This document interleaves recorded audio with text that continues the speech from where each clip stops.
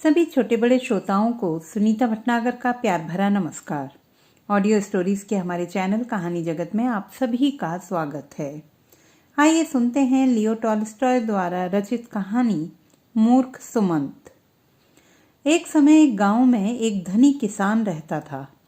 उसके 3 पुत्र थे, विजय सिपाही, तारा वणिक, सुमंत मूर्ख। गूंगी बहरी मनोरमा नाम की एक कुमारी कन्या भी थी। विजय तो जाकर किसी राजा की सेना में भर्ती हो गया। तारा ने किसी प्रसिद्ध नगर में सौदागरी की कोठी खोल ली। मूर्ख सुमंत और मनोरमा माता पिता के पास रहकर खेती का काम करने लगे। विजय ने सेना में ऊंची पदवी प्राप्त करके एक इलाका मोल ले लिया और एक मालदार पुरुष की कन्या से विवाह कर लिया। उसकी आमदनी का कुछ ठिकाना न था, परंतु फिर भी कुछ न बचता था।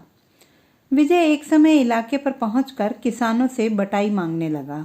किसान बोले कि महाराज, हमारे पास न बैल हैं, न हल, न बीज, बटाई कहाँ से दें? पहले यह सामग्री जमा कर दो, फिर आपको इलाके से बहुत अच्छी आमदनी होने लगेगी। यह सुनकर विजय अपने पिता के पास पहुंचा और बोला, पिताजी, इतना धनी होने पर भी आपने मेरी कुछ सहायता नहीं की। मैंने सेना में काम किया और राजा को प्रसन्न कर एक इलाका मोल लिया। उसके बंधन के लिए धन की जरूरत है। मैं तीसरे भाग का हिस्सेदार हूँ, इसलिए मेरा भाग मुझे दे दीजिए कि अपना इलाका ठीक करूँ। पिता, भला मैं पूछता हूँ कि तुमने नौकरी पर रहते हुए कभी कुछ धन भी भेजा? सब काम सुमंत करता है। मेरी समझ में तुम्हें तीसरा भाग देना सुमंत और मनोरमा के साथ अन्याय करना है। विजय, सुमंत तो मूर्ख है, मनोरमा गूंगी और बहरी है, उन्हें धन का क्या काम? वे धन से क्या लाभ उठा सकते हैं? पिता, अच्छा सुमंत से पूछ लूं? पिता के पूछने पर सुमंत ने प्रसन्नतापूर्वक यही कहा कि विजय को उसका तीसरा भाग दे दिया जाना चाहिए। विजय तीसरा भाग लेकर राजा के पास चला गया। तारा ने भी व्यापार में बहुत धन संचय करके एक धनी पुरुष की पुत्री से विवाह किया, परंतु धन की लालसा फिर भी बनी रही। वह भी पिता के पास आकर तीसरा भाग मांगने लगा। पिता, मैं तुम्हें एक कौड़ी भी नहीं देना चाहता। विचारो तो, तुमने सौदागरी की कोठी खोलकर इतना धन इकट्ठा किया, कभी पिता को भी पूछा? यहाँ जो कुछ है सब सुमंत की कमाई का फल है। उसका पेट काटकर तुम्हें दे देना अनुचित है। तारा, मूर्ख सुमंत को धन लेकर करना ही क्या है? आपके विचार में सुमंत जैसे मूर्ख से कोई भी पुरुष अपनी कन्या ब्याह देगा? कदापि नहीं। रही मनोरमा, वह गूंगी और बहरी है। मैं सुमंत से पूछ लेता हूँ कि वह क्या कहता है। तारा के पूछने पर सुमंत ने तीसरा भाग देना तुरंत स्वीकार कर लिया और तारा भी अपना भाग लेकर चंपत हुआ। सुमंत के पास जो कुछ सामान बच रहा, उसी से खेती का काम करके वह माता पिता की सेवा करने लगा। यह कौतुक देखकर अधर्म बड़ा दुखी हुआ कि भाइयों ने प्रीति सहित धन बांट लिया, जूती पैजार कुछ भी न हुई। 3 भूतों को बुलाकर कहने लगा, देखो, विजय, तारा, सुमंत 3 भाई हैं। धन बांटते समय उन्हें आपस में झगड़ा करना चाहिए था, परंतु मूर्ख सुमंत ने सब काम बिगाड़ डाला। उसी की वजह से तीनों भाई आनंद से जीवन व्यतीत कर रहे हैं। तुम जाओ और एक एक के पीछे पड़कर ऐसा उत्पात मचाओ कि सब के सब आपस में लड़ मरें। देखना, बड़ी चतुराई से काम करना। तीनों भूत, धर्मावतार, जो तीनों को आपस में लड़ा लड़ा कर मार ना डाला तो हमारा नाम अधर्मराज के भूत ही नहीं। अधर्म, वाह वाह, शाबाश, जाओ, मगर जो बिना काम पूरा किए लौटे तो खाल खींच लूंगा, इतना समझ लो। तीनों भूत चलकर एक झील के किनारे बैठ गए और यह निश्चय किया कि कौन कौन किस किस भाई के पीछे लगे, और साथ ही नियम बांध दिया कि जिस भूत का कार्य पहले समाप्त हो जाए वह तुरंत दूसरे भूतों की सहायता करे। कुछ दिन पीछे वे तीनों फिर उसी झील पर जमा हुए और अपनी अपनी कथा कहने लगे। पहला, भाई साहब, मेरा काम तो बन गया। विजय भागकर पिता की शरण लेने के सिवाय अब और कुछ नहीं कर सकता। दूसरा, बताओ तो उसे कैसे फंसा? पहला, मैंने विजय को इतना घमंडी बना दिया कि वह एक दिन राजा से कहने लगा कि महाराज, यदि आप मुझे सेनापति की पदवी पर नियत कर दें तो मैं आपको सारे जगत का चक्रवर्ती राजा बना दूं। राजा ने उसे तुरंत सेनापति बनाकर आज्ञा दी कि लंका के राजा को पराजित कर दो। बस फिर क्या था, लगी युद्ध की तैयारियां होने। लड़ाई छिड़ने से एक रात पहले मैंने विजय का सारा बारूद गीला कर दिया।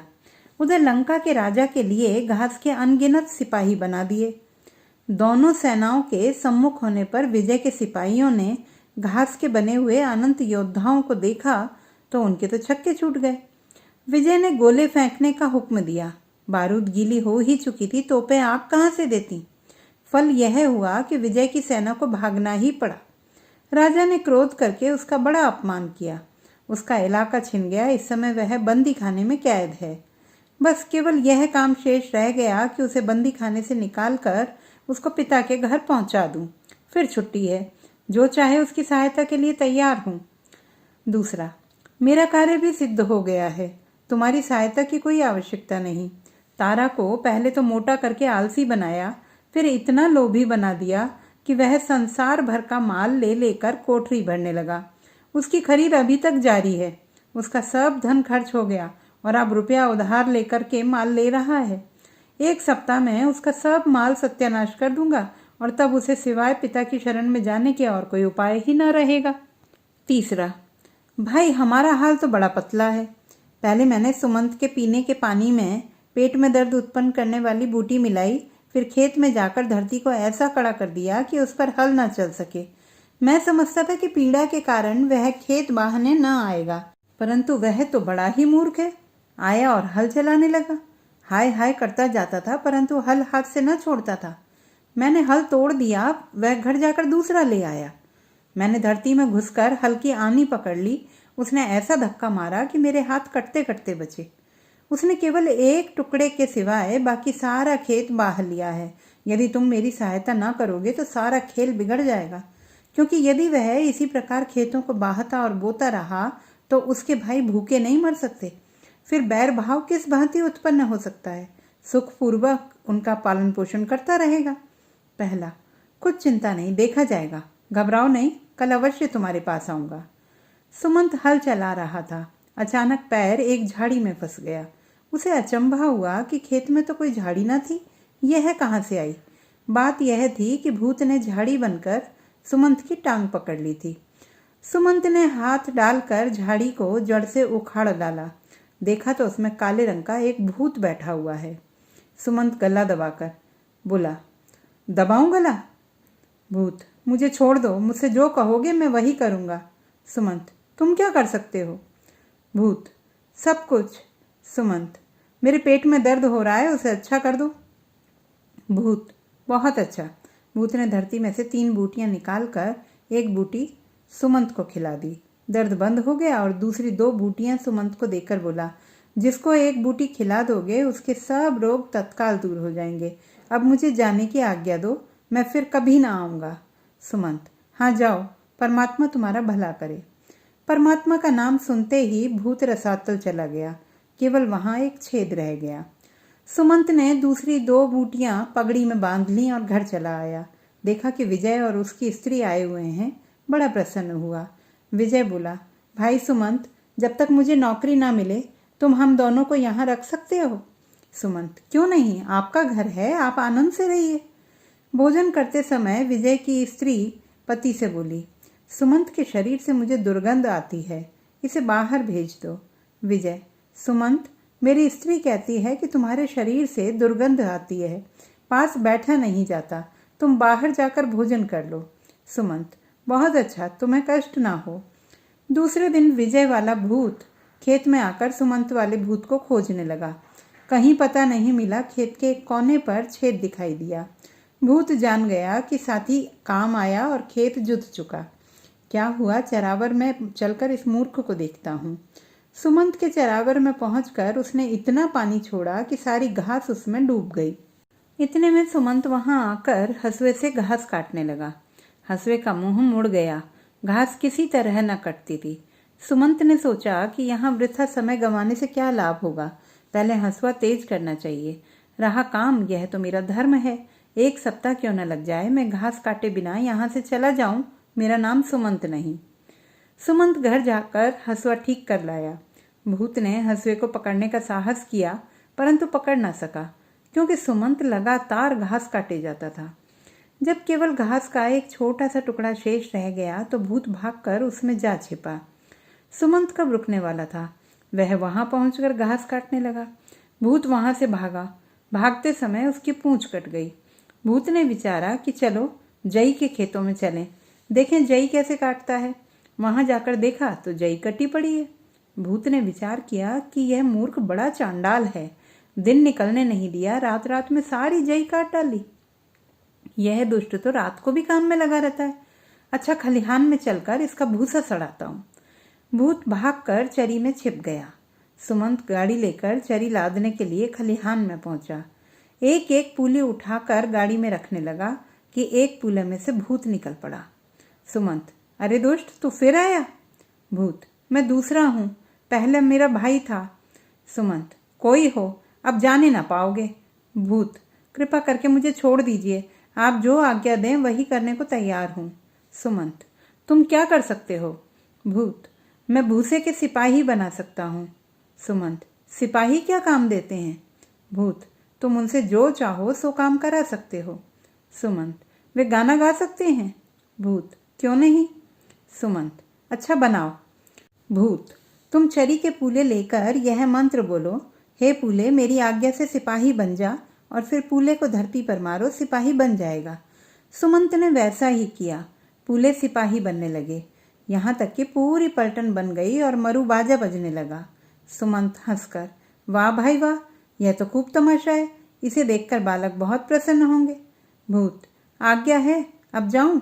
सुमंत, नहीं, अभी मुझे फिर पूले बना देने का मंत्र भी सिखा दो, नहीं तो ये हमारा सारा अनाज ही चट कर जाएंगे। भूत, बस यह मंत्र बोलो, हे सिपाही मेरे सेवक मेरी आज्ञा से फिर पूले बन जाओ, तब यह फिर सब पूले बन जाएंगे। सुमंत ने मंत्र बोला, सब के सब पूले बन गए। भूत, अब जाऊं, आज्ञा है? सुमंत, हाँ जाओ, भगवान तुम पर दया करें। भगवान का नाम सुनते ही भूत धरती में समा गया। पहले की भांति एक छेद शेष रह गया। सुमंत जब घर लौटा तो देखा कि स्त्री सहित मंझला भाई तारा आया हुआ है। वह सुमंत से बोला, भाई सुमंत, लेनदारों के डर से भागकर तुम्हारे पास आए हैं, जब तक कोई रोजगार ना करें यहाँ ठहर सकते हैं कि नहीं? सुमंत, क्यों नहीं, घर किसका और मैं किसका, आप आनंद से रहिए। भोजन परसे जाने पर तारा की स्त्री ने तारा से कहा, मैं गंवार के पास बैठकर भोजन नहीं कर सकती। तारा, भाई सुमंत, मेरी स्त्री तुमसे घिन करती है, बाहर जाकर भोजन कर लो। सुमंत, अच्छी बात है, आपका चित्त प्रसन्न होना चाहिए। दूसरे दिन तारा वाला भूत सुमंत को दुख देने के वास्ते खेत में पहुंचकर साथियों को ढूंढने लगा, पर किसी का पता न चला। खोजते खोजते एक छेद तो खेत के कोने में मिला, दूसरा खलिहान में। उसे मालूम हो गया कि दोनों के दोनों यमलोक जा पहुंचे। अब मुझी से इस मूर्ख की बनेगी, देखूं कहाँ बचकर जाता है। अतः वह सुमंत की खोज लगाने लगा। सुमंत उस समय मकान बनाने के वास्ते जंगल में वृक्ष काट रहा था। दोनों भाइयों के आ जाने से घर में आदमियों के लिए जगह न थी। भाई यह चाहते थे कि अलग अलग मकान में रहें, इसलिए मकान बनाना आवश्यक हो गया। भूत वृक्ष पर चकर शाखाओं में बैठ सुमंत के काम में विघ्न डालने लगा। सुमंत कब टलने वाला था? संध्या होते होते उसने कई वृक्ष काट डाले। अंत में उसने उस वृक्ष को भी काट दिया जिस पर भूत चढ़ा बैठा था। टहनियां काटते समय भूत उसके हाथ में आ गया। सुमंत, हैं, तुम फिर आ गए? भूत, नहीं नहीं, मैं तीसरा हूं, पहले दोनों मेरे भाई थे। सुमंत, कुछ भी हो, अब मैं नहीं छोड़ने का। भूत, तुम जो कुछ कहोगे वही करूंगा, कृपा करके मुझे जान से न मारिए। सुमंत, तुम क्या कर सकते हो? भूत, मैं वृक्ष के पत्तों से सोना बना सकता हूँ। सुमंत, अच्छा बनाओ। भूत ने वृक्ष के सूखे पत्ते लेकर हाथ से मले और मंत्र पढ़कर सोना बना दिया। सुमंत ने मंत्र सीख लिया और सोना देखकर प्रसन्न हुआ। सुमंत, भाई भूत, इसका रंग तो बड़ा सुंदर है, बालकों के खिलौने इससे बड़े अच्छे बन सकते हैं। भूत, अब आज्ञा है, जाऊं?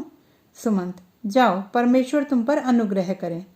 परमेश्वर का नाम सुनते ही यह भूत भी भूमि में समा गया, केवल छेद ही छेद बाकी रह गया। घर बनाकर तीनों भाई सुखपूर्वक जीवन व्यतीत करने लगे। जन्माष्टमी के त्योहार पर सुमंत ने भाइयों को भोजन करने को न्योता भेजा। उन्होंने उत्तर दिया कि हम गंवारों के साथ प्रीति भोजन नहीं कर सकते। सुमंत ने इस पर कुछ बुरा नहीं माना। गांव के स्त्री पुरुष बालक और बालिकाओं को एकत्र करके भोजन करने लगा। भोजन करने के उपरांत सुमंत बोला, क्यों भाई मित्रों, एक तमाशा दिखलाऊं? सब, हाँ दिखलाइए। सुमंत ने सूखे पत्ते लेकर सोने का एक टोकरा भर दिया और लोगों की ओर फेंकने लगा। किसान लोग सोने के टुकड़े लूटने लगे। आपस में इतना धक्का मुक्का हुआ कि एक बेचारी बुढ़िया कुचल गई। सुमंत ने सबको धिक्कार कर कहा, तुम लोगों ने बूढ़ी माता को क्यों कुचल दिया? शांत हो जाओ तो और सोना दूं। यह कहकर टोकरी का सब सोना लुटा दिया। फिर सुमंत ने स्त्रियों से कहा कि कुछ गाओ। स्त्रियां गाने लगी। सुमंत, तुम्हें गाना नहीं आता? स्त्रियां, हमें तो ऐसा ही आता है, और अच्छा सुनना हो तो किसी और को बुला लो। सुमंत ने तुरंत ही भूसे के सिपाही बनाकर पलटन खड़ी कर दी। बैंड बजने लगा। गंवार लोगों को बड़ा ही अचंभा हुआ। सिपाही बड़ी देर तक गाते रहे। तब सुमंत ने उनको फिर भूसा बना दिया और सब लोग अपने अपने घर चले गए। प्रातः काल विजय ने जब यह चर्चा सुनी तो हांफता हांफता सुमंत के पास आया और बोला, भाई सुमंत, यह सिपाही तुमने किस रीति से बनाए थे? सुमंत, क्यों, आपको क्या काम है? विजय, काम की एक ही कई, सिपाहियों की सहायता से तो हम राज्य जीत सकते हैं। सुमंत, यह बात है, तुमने पहले क्यों नहीं कहा? खलिहान में चलिए, वहां चलकर जितने कहो उतने सिपाही बना देता हूँ, परंतु शर्त यह है कि उन्हें तुरंत ही यहाँ से बाहर ले जाना, नहीं तो वे गांव का गांव चट कर जाएंगे। अतएव खलिहान में जाकर उसने कई पलटनें बना दी और पूछा, बस की और? विजय प्रसन्न होकर, बस बहुत है, तुमने बड़ा एहसान किया। सुमंत, एहसान की कौन सी बात है?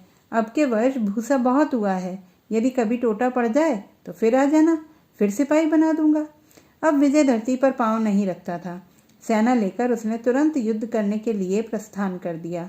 विजय के जाते ही तारा भी आ पहुंचा और सुमंत से बोला, भाई मैंने सुना है कि तुम सोना बना लेते हो। हाय हाय, यदि थोड़ा सा सोना मुझे मिल जाए तो मैं संसार का सारा धन खींच लूं। सुमंत, अच्छा, सोने में यह गुण है? तुमने पहले क्यों नहीं कहा? बतलाओ कितना सोना बना दूं? तारा, 3 टोकरे बना दो। सुमन ने 3 टोकरे सोना बना दिया। तारा, आपने बड़ी दया की। सुमंत, दया की कौन बात है, जंगल में पत्ते बहुत हैं, यदि कमी हो जाए तो फिर आ जाना, जितना सोना मांगोगे उतना ही बना दूंगा।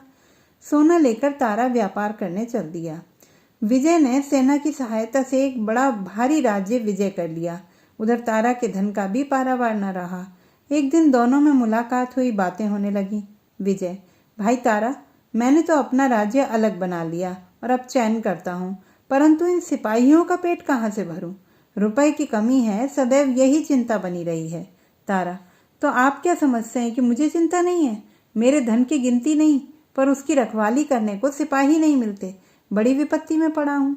विजय, चलिए सुमंत मूर्ख के पास चलें, मैं तुम्हारे वास्ते थोड़े से सिपाही बनवा दूं और तुम मेरे लिए थोड़ा सा सोना बनवा दो। तारा, हाँ ठीक है, चलिए। दोनों भाई सुमंत के पास पहुंचे। विजय, भाई सुमंत, मेरी सेना में कुछ कमी है, कुछ सिपाही और बना दो।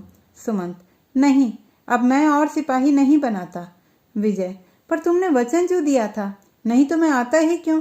कारण क्या है, क्यों नहीं बनाते? सुमंत, कारण यह है कि तुम्हारे सिपाहियों ने एक मनुष्य को मार डाला। कल जब मैं अपना खेत जोत रहा था तो पास से एक अर्थी देखी। मैंने पूछा कौन मर गया, तो एक स्त्री ने कहा कि विजय के सिपाहियों ने युद्ध में मेरे पति को मार डाला। मैं तो आज तक केवल यह समझता था कि सिपाही बैंड बजाया करते हैं, परंतु वे तो मनुष्यों की जान मारने लगे। ऐसे सिपाही बनाने से तो संसार का नाश हो जाएगा। तारा, अच्छा, यदि सिपाही नहीं बनाते तो मेरे लिए सोना तो थोड़ा सा और बना दो, तुमने वचन दिया था कि कमी हो जाने पर फिर बना दूंगा। सुमंत, हाँ वचन तो दिया था, पर अब मैं सोना भी ना बनाऊंगा। तारा, क्यों?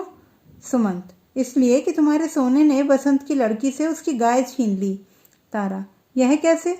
सुमंत, बसंत की पुत्री के पास एक गाय थी, बालक उसका दूध पीते थे। कल वे बालक मेरे पास दूध मांगने आए।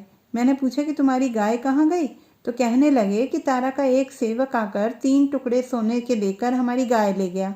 मैं तो यह जानता था कि सोना बनवा बनवा कर तुम बालकों को बहलाया करोगे, परंतु तुमने तो उनकी गाय ही छीन ली। बस सोना अब नहीं बन सकता। दोनों भाई निराश होकर लौट पड़े। राह में यह समझौता हुआ कि विजय तारा को कुछ सिपाही दे दे और तारा विजय को कुछ सोना। कुछ दिन बाद धन के बल से तारा ने भी एक राज्य मोल ले लिया और दोनों भाई राजा बनकर आनंद करने लगे। सुमंत गूंगी बहन के सहित खेती का काम करते हुए अपने माता पिता की सेवा करने लगा। एक दिन उसकी कुतिया बीमार हो गई। उसने तत्काल पहले भूत की दी हुई बूटी उसे खिला दी। वह निरोग होकर खेलने कूदने लगी। यह हाल देखकर माता पिता ने इसका ब्यौरा पूछा। सुमंत ने कहा, मुझे एक भूत ने 2 बूटियां दी थीं। वह सब प्रकार के रोगों को दूर कर सकती हैं। उनमें से एक बूटी मैंने कुतिया को खिला दी। उसी समय दैव गति से यहाँ के राजा की कन्या बीमार हो गई। राजा ने ये डोंडी पिटवाई कि जो पुरुष मेरी कन्या को अच्छा कर देगा उसके साथ उसका विवाह कर दिया जाएगा। माता पिता ने सुमंत से कहा कि यह तो बड़ा अच्छा अवसर है। तुम्हारे पास एक बूटी बची है, जाकर राजा की कन्या को अच्छा कर दो और उम्र भर चैन करो। सुमंत जाने पर राजी हो गया। बाहर आने पर देखा कि द्वार पर कंगाल बुई खड़ी है। बुई, सुमंत, मैंने सुना है कि तुम रोगियों का रोग दूर कर सकते हो। मैं रोग के हाथों बहुत दिन से कष्ट भोग रही हूँ। पेट को रोटियां मिलती ही नहीं, दवा कहाँ से करूं? तुम मुझे कोई दवा दे दो तो बड़ा यश होगा। सुमंत तो दया का भंडार था। बूटी निकाल कर तुरंत बुई को खिला दी। वह चंगी होकर उसे आशीष देती हुई घर को चली गई। माता पिता यह हाल सुनकर बड़े दुखी हुए और कहने लगे, सुमंत, तुम बड़े मूर्ख हो। कहाँ राजकन्या और कहाँ यह कंगाल बुई? भला इस बुई को चंगा करने से तुम्हें क्या मिला? सुमंत, मुझे राजकन्या के रोग दूर करने की भी चिंता है। वहां भी जाता हूँ। माता, बूटी तो है ही नहीं, जाकर क्या करोगे? सुमंत, कुछ चिंता नहीं, देखो तो सही क्या होता है। समदर्शी पुरुष देवरूप होता है। सुमंत के राजमहल पर पहुंचते ही वह राजकन्या निरोग हो गई। राजा ने अति प्रसन्न होकर उसका विवाह सुमंत के साथ कर दिया। इसके कुछ काल पीछे राजा का देहांत हो गया। पुत्र न होने के कारण वहां का राज सुमंत को मिल गया। अब तीनों भाई राज पदवी पर पहुंच गए। विजय का प्रभाव सूर्य की भांति चमकने लगा। उसने भूसे के सिपाहियों से सचमुच के सिपाही बना दिए। राज्य भर में यह हुक्म जारी कर दिया कि 10 घर पीछे एक मनुष्य सेना में भर्ती किया जाए और कवायद परेड कराकर सेना को अस्त्र शस्त्र विद्या में ऐसा चतुर कर दिया कि जब कोई शत्रु सामना करता तो वह तुरंत उसका विध्वंस कर देता। सारे राजा उसके भय से कांपने लगे। वह अखंड राज करने लगा। तारा बड़ा बुद्धिमान था। उसने धन संचय करने के निमित्त मनुष्यों, घोड़ों, गाड़ियों, जूतों, जुराबों, वस्त्रों, तात्पर्य यह है कि जहां तक हो सका सब व्यवहारिक वस्तुओं पर कर बैठा दिया। धन रखने को लोहे की सलाखों वाले पक्के खजाने बना दिए और चोरी चकारी, लूटमार, धन संबंधी सभी झगड़े बंद करने के निमित्त अनगिनत कानून जारी कर दिए। संसार में रुपया ही सब कुछ है। रुपए की भूख से सब लोग आकर उसकी सेवा करने लगे। अब सुमंत मूर्ख की करतूत सुनिए। ससुर का क्रियाकर्म करके उसने राजसी रत्न जटित वस्त्रों को उतार कर संदूक में बंद कर अलग धर दिया। बैठे बैठे उसका जी उबता था। भोजन ना पचता, बदन में चर्बी बनने लगी। नींद और भूख दोनों जाती रही। उसने अपनी गूंगी बहन और माता पिता को अपने पास बुला लिया और ठीक पहले की भांति खेती का काम करना प्रारंभ कर दिया। मंत्री, आप तो राजा हैं, आप यह क्या काम करते हैं? सुमंत, तो क्या मैं भूखों मर जाऊं? मुझे तो काम के बिना भूख ही नहीं लगती। करूं तो क्या करूं? दूसरा मंत्री, महाराज, राज्य का प्रबंध किस प्रकार किया जाए? नौकरों को तलब कहाँ से दें? रुपया तो एक भी नहीं। सुमंत, यदि रुपया नहीं तो तलब मत दो। मंत्री, तलब लिए बिना कौन काम करेगा? सुमंत, काम कैसा? न करने दो। करने को खेतों में क्या काम थोड़ा है? खाद संभालना, समय पर खेती करना, यह सब काम ही है कि और कुछ? इतने में एक मुकदमे वाले सामने आए। किसान, महाराज, उसने मेरे रुपए चुरा लिए। सुमंत, कोई बात नहीं, उसको रुपए की जरूरत होगी। सब लोग जान गए कि सुमंत महामूर्ख है। एक दिन रानी बोली, प्राणनाथ, सब लोग यही कहते हैं कि आप मूर्ख हैं। सुमंत, तो इसमें हानि ही क्या है? रानी ने विचारा कि धर्मशास्त्र की यही आज्ञा है कि स्त्री का परमेश्वर पति है। जिसमें वह प्रसन्न रहे वही काम करना धर्म है। अतः वह भी राजा सुमंत के साथ खेती का काम करने लगी। यह दशा देखकर बुद्धिमान पुरुष सबके सब अन्य देशों में चले गए। केवल मूर्ख ही मूर्ख यहाँ रह गए। इस राज्य में रुपया प्रचलित न था। राजा से लेकर रंक तक खेती का काम करते, आप खाते और दूसरों को खिलाकर प्रसन्न होते। इधर अधर्मराज बैठे देख रहे हैं कि तीनों भाइयों का सर्वनाश करके भूत अब आते हैं, परंतु वहां आता कौन। अधर्म को बड़ा आश्चर्य हुआ कि यह क्या बात है। अंत में सोच विचार कर स्वयं खोज लगाने के लिए चला। सुमंत के पुराने गांव में जाने पर उसे खेत में 3 छेद मिले। अधर्म को मालूम हो गया कि तीनों भूत मारे गए। वह भाइयों की खोज में चला। जाकर देखा तो तीनों भाई राजा बने बैठे हैं। बस फिर क्या था, जल भुनकर राख हो ही गया। दांत पीस कर बोला, देखूं यह सब मेरे हाथ से बचकर कहाँ जाते हैं। वह एक सेनापति का वेश बदलकर पहले विजय के पास पहुंचा और हाथ जोड़कर विनय की, महाराज मैंने सुना है कि आप महाशूरवीर हैं। मैं अस्त्र शस्त्र विद्या में अति निपुण हूँ। इच्छा है कि आपकी सेवा करके अपना गुण प्रकट करूं। विजय उसकी चितवनों से ताड़ गया कि आदमी चतुर और बुद्धिमान है। उसने झट सेनापति की पदवी पर नियुक्त कर दिया। नवीन सेनापति सेना का प्रबंध करने लगा। विजय से बोला, महाराज मेरे ध्यान में राज्य में ऐसे बहुत से लोग हैं जो कुछ नहीं करते। राज्य की स्थिरता सेना से ही होती है। इसलिए एक तो सब युवक पुरुषों को रंगरूट भर्ती करके सेना पहले से 5 गुनी कर देनी चाहिए। दूसरे, नए नमूने की बंदूकें और तोपें बनाने के वास्ते राजधानी में कारखाने खोलने चाहिए। मैं एक फायर में 100 गोली चलाने वाली बंदूक और घोड़े, मकान, पुल इत्यादि नष्ट कर देने वाली तोपें बना सकता हूँ। विजय ने प्रसन्नतापूर्वक झट सारी राजधानी में एक आज्ञा पत्र जारी कर दिया कि सब लोग रंगरूट भर्ती किए जाएं। नए नमूने की तोपें और बंदूकें बनाने के वास्ते जगह जगह कारखाने खोल दिए गए। युद्ध की समस्त सामग्री जमा होने पर पहले उसने पड़ोसी राजा को जीता, फिर मैसूर के राजा पर डंका बजा दिया। पर सौभाग्य से मैसूर के राजा ने विजय का सारा वृत्तांत सुन रखा था। विजय ने तो पुरुषों को ही भर्ती किया था, उसने स्त्रियों को भी सेना में भर्ती कर लिया था। नए से नए नमूने की बंदूकें और तोपें बना डाली थीं। सेना विजय से चौगुनी कर दी थी और नवीन कल्पना यह है कि बम के ऐसे गोले बनाए जाएं जो आकाश से छोड़े जाएं और धरती पर फटकर शत्रु की सेना का नाश कर दें। विजय ने समझा था कि पड़ोसी राजा की भांति छिन में मैसूर के राजा को जीतकर उसकी राज्य को छीन लूंगा, परंतु यहाँ रंगत ही कुछ और हुई। सेना अभी गोली की मार में भी नहीं पहुंची थी कि शत्रु की सेना की स्त्रियों ने आकाश से बम के गोले बरसाने आरंभ कर दिए। विजय की सारी सेना काई की भांति फट गई। आधी वहीं काम आई, आधी भयभीत होकर भाग गई। विजय अकेला क्या कर सकता था, भागते ही बना। मैसूर के राजा ने उसके राज्य पर अपना अधिकार कर लिया। विजय का सर्वनाश करके अधर्म तारा के राज्य में पहुंचा और सौदागर का वेश धारण करके वहां एक कोठी खोल दी। जो पुरुष कोई माल बेचने आता उसे 4 गुने 5 गुने दाम पर ले लेता। शीघ्र ही वहां की प्रजा मालदार हो गई। तारा यह हाल देखकर बड़ा प्रसन्न हुआ और कहने लगा कि व्यापार बड़ी वस्तु है। इस सौदागर के आने से मेरा कोष धन से भर गया, किसी बात की कमी नहीं रही। अब तारा ने एक महल बनाना शुरू किया। उसे विश्वास था कि रुपए के लालच से राज, मजदूर, मसाला सब कुछ सामग्री शीघ्र ही मिल जाएगी, कोई कठिनाई ना होगी। परंतु राजा का महल बनाने के वास्ते कोई ना आया। अधर्म सौदागर के पास रुपयों की गिनती न थी। उसकी अपेक्षा राजा उससे अधिक मजूरी और दाम नहीं दे सकता था। उसका महल ना बन सका। तारा को साधारण मकान में ही रहना पड़ा। इसके पीछे उसने एक बाग लगाना आरंभ किया। उस सौदागर ने तालाब खुदवाना शुरू कर दिया। सब लोग रुपया अधिक होने के कारण सौदागर के वश में थे। राजा का काम कोई न करता था। बाग भी बीच में ही रह गया।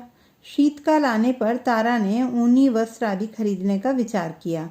सारा संसार छान डाला, जहां पूछा यही उत्तर मिला कि सौदागर ने कोई वस्त्र नहीं छोड़ा, सारे के सारे खरीद कर ले गया।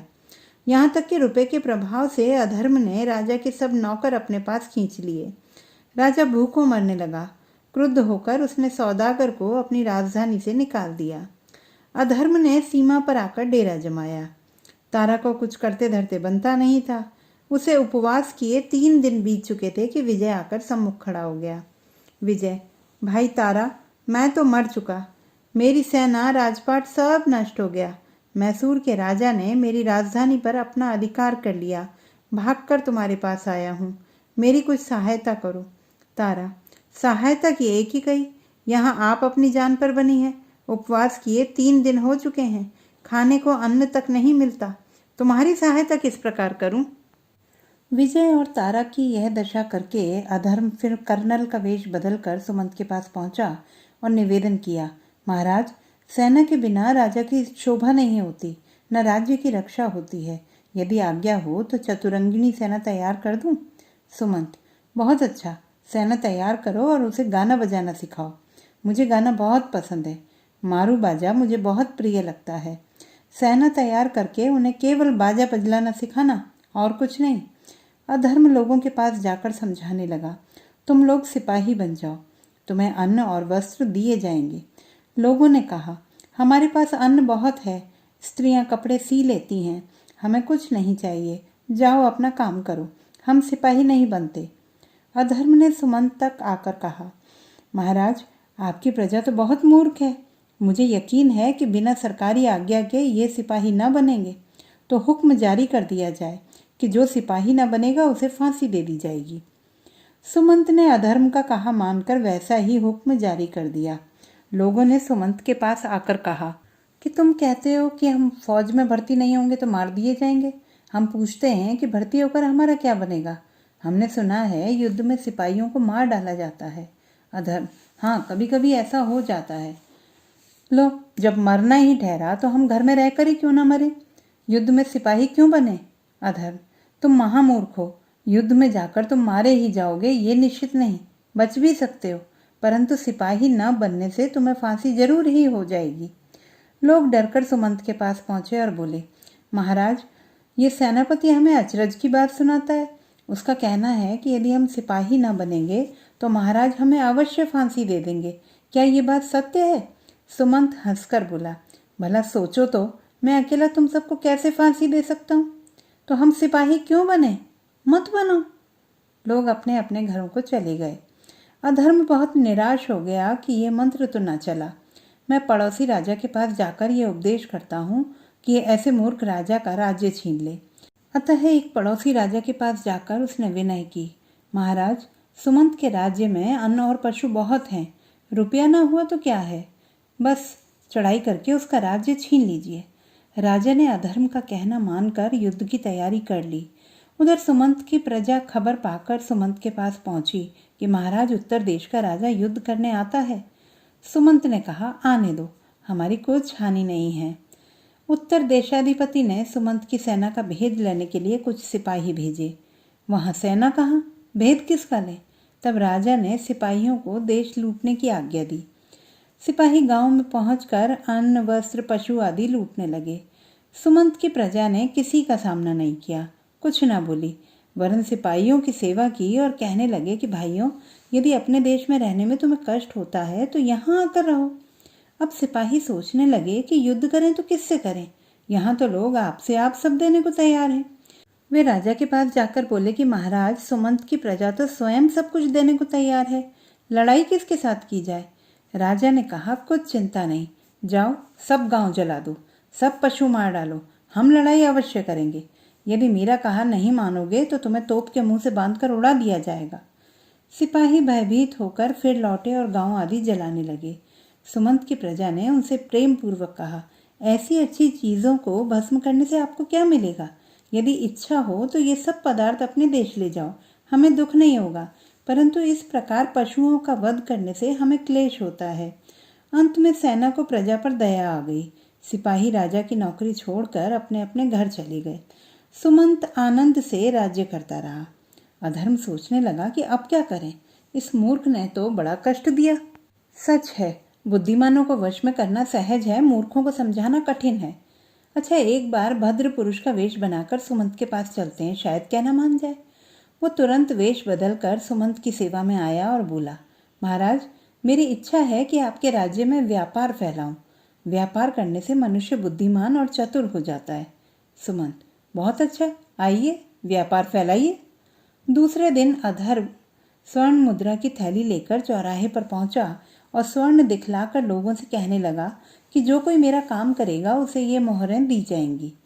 वहां की मूर्ख प्रजा मोहरों का नाम तक नहीं जानती थी। सोने के सुंदर टुकड़े देखकर वे लोग प्रसन्न हो गए और अधर्म का काम करने लगे। अधर्म ने समझा तारा वाला मंत्र चल गया। थोड़े दिन लोग अधर्म का काम करते रहे, उसे अन्न वस्त्र भी देते रहे। जब उनके पास मोहरें अधिक हो गईं, उन्होंने स्त्री और बालकों के गहने बना दिए। तब उन्होंने अधर्म का काम करना छोड़ दिया, यहाँ तक कि उसके हाथ आटा दाल बेचना भी बंद कर दिया। अधर्म की विचित्र गति बनी। एक दिन एक किसान के घर जाकर वो कहने लगा, भाई, इस मोहर के बदले आधा सेर आटा तो दे दो। किसान बोला, मोहर लेके क्या करूँगा? मोहर तो पहले की ही बहुत पड़ी है, आटा नहीं बेचता। हाँ, परमेश्वर के नाम पर मांगो तो तैयार हूँ। भगवान का नाम सुन अधर्म कांप उठा और भागकर दूसरे किसान के पास पहुंचा। वहां भी यही हाल हुआ। अंत में रात को वह भूखा ही सोया।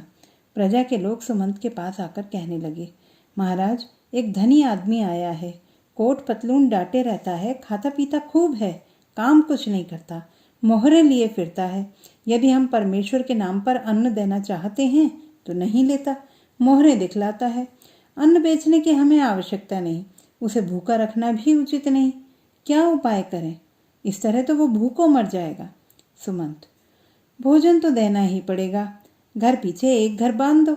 अब अधर्म महाराज घर घर जाकर रोटी मांगकर खाने लगे। होते होते एक दिन राजा सुमंत की बारी आई। देखता क्या है कि राजा सुमंत की गूंगी बहन रोटी पका रही है। बहुधा ऐसा हो चुका था कि निकम्मे पुरुष यहाँ आकर रोटी पा जाया करते थे। इसी कारण मनोरमा ने यह नियम बांध दिया था कि जिसके हाथ काम के कारण कठोर हो गए हों, वही लोग रसोई में बैठकर भोजन पाया करें, दूसरा कोई नहीं। अधर्म को यह बात मालूम न थी। वो झट से रसोई में जाकर बैठ गया। वहां से मनोरमा ने उसे उठा दिया। रानी बोली, महाशय, बुरा ना माने, यहाँ की यह रीत है कि कोमल हाथों वाले को बचा कुचा भोजन ही दिया जाता है। आप बाहर ठहरें, जो कुछ अन्न बचेगा आपको मिल जाएगा। ये बातें हो ही रही थी कि सुमंत भी वहां आ गया। अधर्म सुमंत से, आपके राज्य में यह अनोखा नियम है कि प्रत्येक प्राणी को हाथों से काम करना चाहिए। काम क्या केवल हाथों से ही किया जाता है? आपको शायद मालूम नहीं कि चतुर पुरुष कैसे काम करते हैं। सुमंत, भला हम मूर्ख क्या जाने, हम तो प्रायः हाथों से ही काम करते हैं। अधर्म, इसी कारण आप लोग मूर्ख हैं। अब मैं आपको मस्तक द्वारा काम करना बतलाऊंगा। अब आपको विदित हो जाएगा कि मस्तक द्वारा काम करना हाथों द्वारा काम करने से अधिक फलदायक है। सुमंत, ओहो, तो हम निसंदेह मूर्ख हैं। अधर्म, मस्तक द्वारा काम करना सहज नहीं। मुझे आप रसोई में बिठाकर इस कारण भोजन नहीं कराते क्योंकि मेरे हाथ कोमल हैं और मैं हाथों से काम नहीं करता, परंतु मैं आपसे सत्य कहता हूँ कि मस्तक से कार्य करना अत्यधिक कठिन है, यहाँ तक कि कभी कभी मस्तक फटने लग जाता है। सुमंत, अच्छा, तो फिर ऐसा कष्ट क्यों उठाते हो? मस्तक फटना क्या अच्छा मालूम होता है? हाथों से सहज में काम क्यों नहीं कर लेते? अधर्म, मुझे आप लोगों की ये गति देखकर दया आती है, इसीलिए चाहता हूँ कि आप लोगों को भी ये काम सिखा दूँ। सुमंत, बहुत अच्छा, सिखा दीजिए। काम करते करते जब हमारे हाथ थक जाया करेंगे तब मस्तक से काम ले लिया करेंगे। दूसरे दिन सुमंत ने समस्त राज्य में ढिंडोरा पिटवा दिया कि एक महात्मा मस्तक द्वारा काम करना बतलाएंगे, क्योंकि इस तरह काम करना लाभदायक है, अतः सब उनका उपदेश सुने। लोगों के दल आने लगे। सुमंत ने भद्र पुरुष को एक ऊंचे बुर्ज पर चढ़ा दिया कि लोग उसे भली प्रकार देख सकें। उस बुर्ज पर एक लालटेन गड़ी हुई थी। अधर्म ने चोटी पर पहुंचकर व्याख्यान देना प्रारंभ किया। लोग समझ रहे थे कि वह मस्तक से काम करना बतलाएंगे, पर वह केवल गपोड़े हाँकने लगा कि हाथों से काम किए बिना मनुष्य चैन से रह सकता है। यह जरूरी नहीं कि सभी लोग हाथों से काम करें। लोग एक अक्षर भी न समझे और निराश होकर अपने अपने घरों को लौट गए। अधर्म उस बुर्ज पर बैठा बकवाद करता रहा। उसे भूख सताने लगी। लोग समझते थे कि जब मस्तक से हाथों से काम करने से ज्यादा उत्तम है तो उसे भोजन की क्या कमी हो सकती है। इस कारण उन्होंने भोजन नहीं पहुंचाया। सुमंत ने प्रजा से पूछा कि क्या महात्मा ने मस्तक द्वारा कार्य करना प्रारंभ कर दिया। सबने यही उत्तर दिया कि महाराज, हमारी तो कुछ समझ नहीं आता, वो तो कोरा गाल बजाए चला जाता है, सिखाता विखाता कुछ नहीं। तीसरे दिन अधर्म भूख और प्यास के मारे व्याकुल होकर गिर पड़ा और चोटी से लुढ़क कर धरती पर आ गिरा और उसका मस्तक फट गया। लोगों ने दौड़कर रानी से ये बातें कहीं। रानी दौड़ी दौड़ी खेत में गई। महाराज, शीघ्र चलिए, वो महात्मा मस्तक द्वारा काम करने लगा है। सुमंत, अच्छा तो चलो। उसने आकर देखा कि महाशय जी धरती पर पड़े हैं और उनका मस्तक फट गया है। सुमंत, भाइयों, महात्मा जी सत्य कहते थे कि काम करते करते मस्तक फट जाया करता है। देखो, अंत में बेचारे का मस्तक फट ही गया। सुमंत चाहता था कि पास जाकर देखे कि उसने कितना काम किया है, परंतु अधर्म अपनी मूर्खता के प्रभाव से धरती में समा गया। केवल एक छेद बाकी रह गया था। सुमंत, ओहो, ये तो भूत था। मालूम होता है कि ये तीनों भूतों का पिता था। सुमंत अभी जीता है। राजधानी की बस्ती नित्य बढ़ती जाती है। विजय और तारा भी उसके पास आकर रहने लगे हैं। अतिथि सेवा करना सुमंत ने परम धर्म मान रखा है। इस राजधानी में बस यही विलक्षण रीति है कि रसोई खाने में बैठकर केवल वही पुरुष भोजन कर सकता है जिसके हाथ कठोर हों। दूसरों को बचा खुचा भोजन ही दिया जाता है। तो दोस्तों, ये थी हमारी आज की कहानी। आपको कैसी लगी कमेंट बॉक्स में लिखना ना भूलें। इस कहानी का हिंदी अनुवाद मुंशी प्रेमचंद जी द्वारा किया गया है। चैनल को सब्सक्राइब करें, लाइक करें और मित्रों के साथ शेयर करें। यदि आप कविताएं पढ़ने में रुचि रखते हैं तो मेरा प्रथम काव्य संग्रह है स्पंदन पढ़ना ना भूलें। यह Amazon Kindle पर ई बुक के रूप में उपलब्ध है।